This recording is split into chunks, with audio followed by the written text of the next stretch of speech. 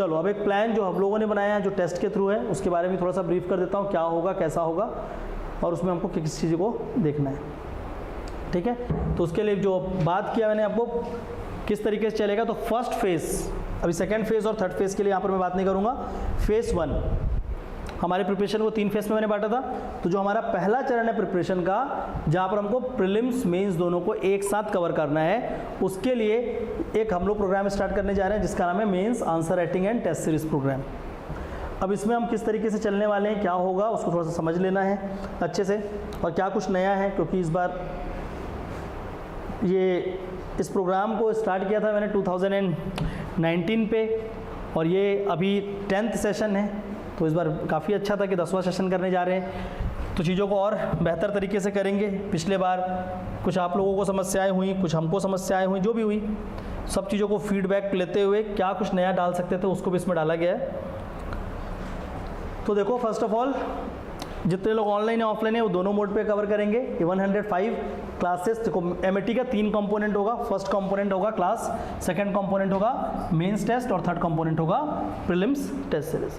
जो first component है mains की क्लासेस, उसमें टोटल 105 क्लासेस हैं जो स्टार्ट होगी 8 जुलाई को और वो 24 नवंबर को फिनिश हो जाएगा पूरा प्रोग्राम, 8 जुलाई को स्टार्ट होकर, ठीक है। सेकंड कंपोनेंट क्या होगा, मेंस टेस्ट सीरीज, जिसके अंदर 47 टेस्ट होंगे, जिसमें सेक्शनल टेस्ट 33 हैं और 2 राउंड फुल लेंथ टेस्ट है।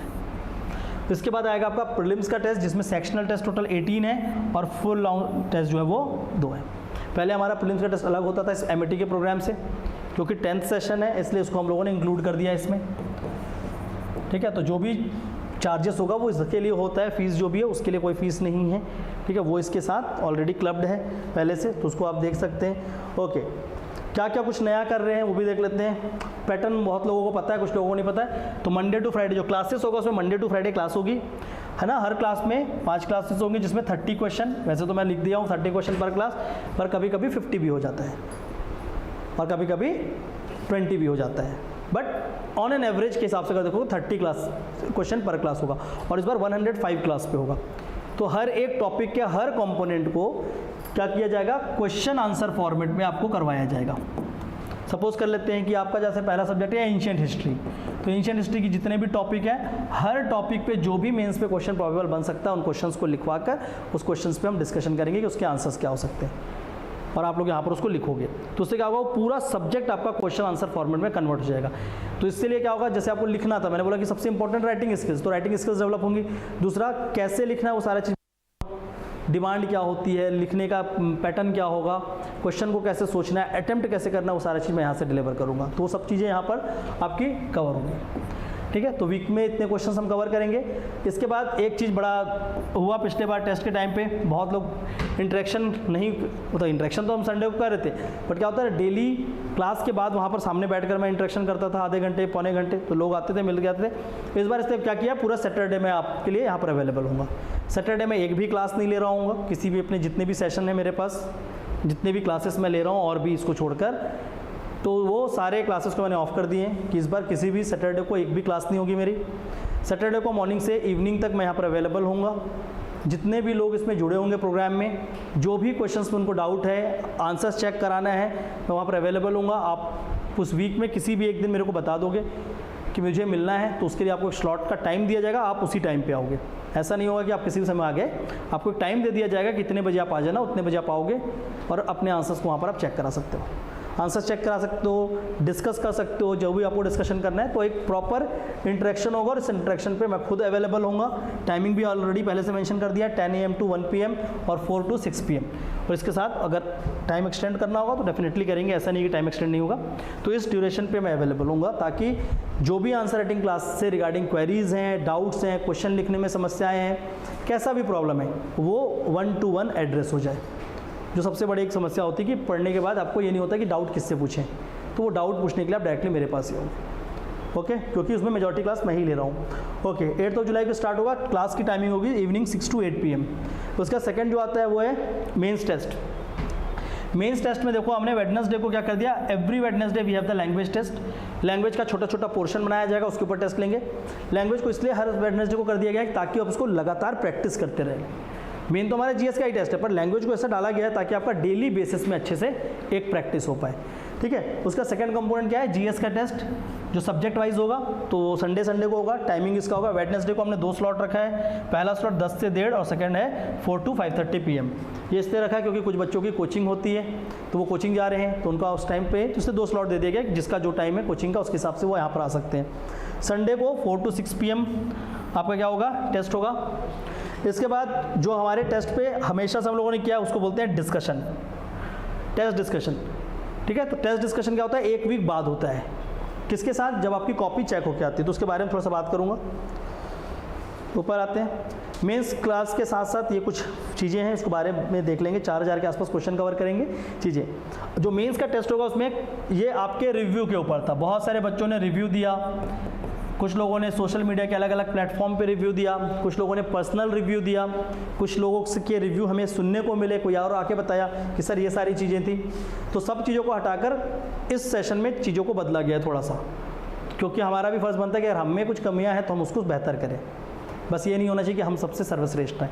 तो उनका गलतियों को हमने एक्सेप्ट किया कि हाँ ये चीज़ें शायद हुई हमसे, या ये चीज़ें बच्चों को और चाहिए तो हमें वो देना चाहिए।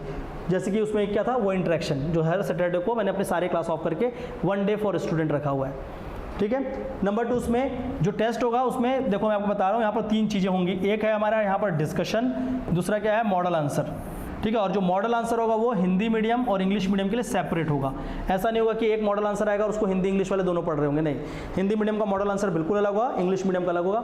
And this model answer will be written by me, ठीक है। इस मॉडल आंसर को मैं खुद लिखूंगा, जो भी सब्जेक्ट्स मैं पढ़ा रहा हूँ उसको, और बाकी जो सब्जेक्ट दूसरे टीचर पढ़ा रहे होंगे, 1 या 2 सब्जेक्ट ऐसे होते हैं, उसको वो टीचर लिखेंगे। तो वी हैव डिसाइडेड कि हम इस काम को करेंगे। तो इस बार मॉडल आंसर देंगे हर टेस्ट के साथ, 1 थिंग। नंबर 2, कॉपी जो होगी आपकी वो चेक होगी।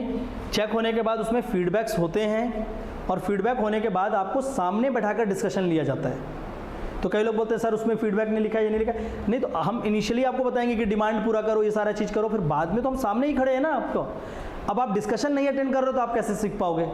डिस्कशन में सामने ही खड़े हैं, आपका कॉपी आपके हाथ में दिया है, एक एक चीज़ बता रहे हैं कि इसमें ये गलती हुई होगी, ये होगी, इसका आंसर ये है। और फिर उसके बाद ये भी पूछते हैं कि अभी किसको समस्या वो बताओ। तो वो चीज़ आके अगर बताओगे कि नहीं मेरे को इसमें नंबर कम मिला, तो नंबर बढ़ेगा, ठीक है। तो पहले क्या होगा, कॉपी चेक होगी 1 हफ्ते के अंदर। कॉपी चेक होने के बाद नेक्स्ट वीक जो भी होगा वहाँ पर इस टाइम पे उसके पिछले वीक का डिस्कशन होगा, और उस डिस्कशन में उस क्वेश्चंस को डील किया जाएगा। अब यहाँ पर क्या होता है, कई लोग डिस्कशन से भागते हैं। क्यों भागते हैं? क्योंकि हो गया टेस्ट दे दिया, अब घर चलते हैं, जल्दबाजी मची है। आप अपने जीवन के लिए बैठ रहे हो, आप एग्ज़ाम निकालने के लिए बैठ रहे हो, आप किसी कंपटीशन के लिए तैयारी करने आए हो। वो टेस्ट आपका नंबर के लिए नहीं आए थे कि आपका कितना नंबर आ गया आप देख ली चले गए, वो प्रिपरेशन का हिस्सा था, है ना। वो उसके लिए तैयार करते, जो आपको नंबर मिलेगा तो पीएससी देगा। तो प्रिपरेशन के समय में सीखना है हर चीज़ को, तो इसलिए उसको एक डिस्कशन डाला जाएगा। तो डिस्कशन देखो, हमने ये नहीं किया कि मॉडल आंसर आने के बाद हम डिस्कशन अपना हटा दें, ऐसा नहीं। मॉडल आंसर भी देंगे, डिस्कशन भी करेंगे, दोनों काम होगा, ताकि वो मॉडल आंसर आपके हाथ में भी रहेगा, आपका टेस्ट पेपर भी जो चेक होगा वो भी आपके हाथ में रहेगा, और तीसरा डिस्कशन सामने होगा। कि हो सकता है कि मॉडल आंसर लिखते समय एक आध पॉइंट मिस हो गया हो, डेफिनेटली होगा, क्योंकि मैं बुक से उठा के फोटोकॉपी वाला मॉडल आंसर नहीं दूंगा कि बुक का 1 पेज का फोटो खींच के डाल देगी ये मेरा मॉडल आंसर, नहीं। मॉडल आंसर वही होगा जो प्रॉपर प्रेजेंट किया जाएगा विद प्रेजेंटेशन, फॉर्मेटिंग, वो सारे पॉइंट के साथ होगा। जैसा आंसर लिखना हम आपसे उम्मीद कर रहे हैं, सेम वैसा ही एक आंसर आपको प्रेजेंट करके दिया जाएगा। समझ आ रहा है? तो एक आंसर जो होगा वो इस तरह का नहीं, स्कैटर्ड नहीं होगा। मॉडल आंसर जो होगा वो प्रॉपर फॉर्मेटेड होगा, प्रेजेंटेशन होगा, उसमें जिस चीज़ों को अंडरलाइन करना है वो अंडरलाइन होगा, उसमें प्रॉपर डायग्राम्स बने होंगे, जो एक आंसर होता है एक स्टैंडर्ड आंसर आपको प्रेजेंट करेंगे, ठीक है। उसके बाद एक सबसे इंपॉर्टेंट कंपोनेंट जो है हमारा प्रीलिम्स, इसको जो देगा उसको ही समझ आएगा कि ये प्रीलिम्स टेस्ट कितना यूज़फुल है। जो नहीं देगा वो बाहर से सिर्फ ये बोल देगा कि पेपर टफ है। ये मैं बहुत बार सुनता हूँ कि बिलासपुर एकेडमी का जो टेस्ट पेपर आता है बहुत टफ होता है, तो ठीक है, बोलने वाले वो बोलते हैं, पर जो बच्चे टेस्ट देने आते हैं वो उसको सॉल्व करना सीख जाते हैं, ठीक है। क्योंकि वो एक स्टैंडर्ड पे आपका प्रिपरेशन ना होना, तो फिर उस प्रिपरेशन का मतलब नहीं है। तो क्या होगा, टेस्ट होगा, टेस्ट के बाद संडे को टेस्ट होगा वो, और हर टेस्ट के बाद उसके ऊपर एक डिस्कशन होगा। टेस्ट के बाद तुरंत, जैसे टेस्ट फिनिश हुआ तुरंत डिस्कशन होगा, जहाँ पर आपको आंसर बताया जाएगा, ये बताया जाएगा कि आपने कौन सी गलती कर दी है, ऑब्जेक्टिव क्वेश्चन को सॉल्व कैसे किया जाता है। सबसे इंपॉर्टेंट है कि डिस्कशन होगा किसमें, on how to solve the objective question. Prelims के दिन वहाँ जाकर क्या गलती होती है, रोल नंबर गलत भर देना, नाम गलत भर देना, और जिसके कारण पेपर में फेल हो जाते हैं। इसलिए नहीं होते, वो प्रेशर क्रिएट कर देता है और उस प्रेशर से आप क्या करते हो, आसान क्वेश्चन गलत करके उस साल के एग्जाम से आउट हो जाते हैं। तो वैसी सॉरी गलतियां ना हो, उसके लिए क्या होगा, प्लस जो प्रीलिम्स का पेपर होगा उसमें शुरू से लेकर करंट अफेयर का कवरेज किया जाएगा। हर टेस्ट में 10 करंट अफेयर न्यूज़पेपर बेस्ड होगा, और यही 10-10 करंट अफेयर जो होगा वो लास्ट में 200 करंट अफेयर बन जाएगा, और वो 200 करंट अफेयर आपका प्रीलिम्स का पहले से तैयार हो जाएगा, जो आप लास्ट में करते हो बुकलेट आने के बाद। नहीं, उसको हम खुद बना लेंगे। समझ आ रहा है? तो इस तरीके से चलेंगे। तो ये हमारा एक प्रिपरेशन, तीनों चीज़ को इस तरीके से सिंक करेंगे, किसके बीच, इस पूरे ड्यूरेशन पे। सेकेंड थिंग, थोड़ा सा वेट कर लोगे बस, फिर एंड कर रहा हूँ मैं। दूसरा चीज़ इसमें जो आप लोगों को प्लानर की बात कर रहे थे, जो लोग प्लानर पे बात कर रहे थे, थोड़ा सा उस पर मैं बात करना चाहूँगा। इसके लिए हमको नाइट मोड ऑन करना होगा।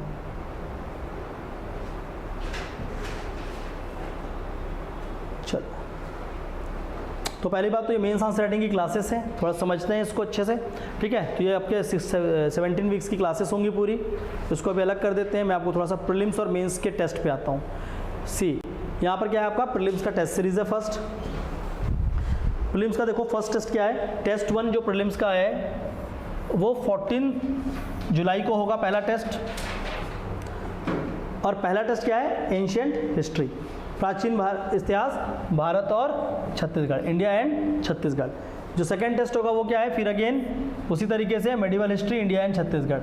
तीसरा टेस्ट क्या, 28 तारीख को यहाँ पर मॉडर्न हिस्ट्री, इंडिया और छत्तीसगढ़। इसके बाद आपका कौन सा एग्जाम है उसके आसपास सिंक किया गया। तो यहाँ पर जो फर्स्ट टेस्ट है और जो हमारा मेंस का पहला टेस्ट होगा, ये मेंस के टेस्ट हैं इधर, ठीक है। तो मेंस का भी पहला टेस्ट क्या है, सेम है, और उसी तरीके से सारे पेपर को सेम किया गया है।